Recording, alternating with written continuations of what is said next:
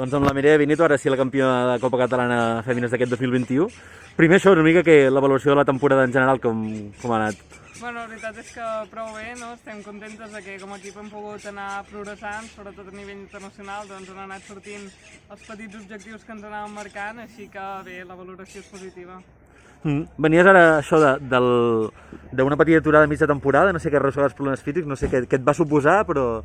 Sí, bueno, vaig agafar el Covid bastant fort i vaig haver d'estar doncs, més de 10 dies totalment parada i després va ser com tornar a arrencar, no? Haver de fer una pretemporada express per poder afrontar les últimes curses de la temporada, però bueno, la veritat és que encara em vaig sortir prou ben parada i hem pogut acabar la temporada bé.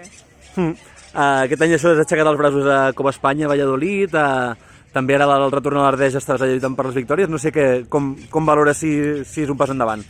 Sí, no, la veritat és que cada any anem aconseguint petites fites, no? Cada vegada més amunt i això doncs, sempre motiva, no? Perquè al final tant de treball i tant d'esforç que hi ha al darrere, doncs sempre les victòries o les quasi victòries sempre deixen molt bon sabor de boca.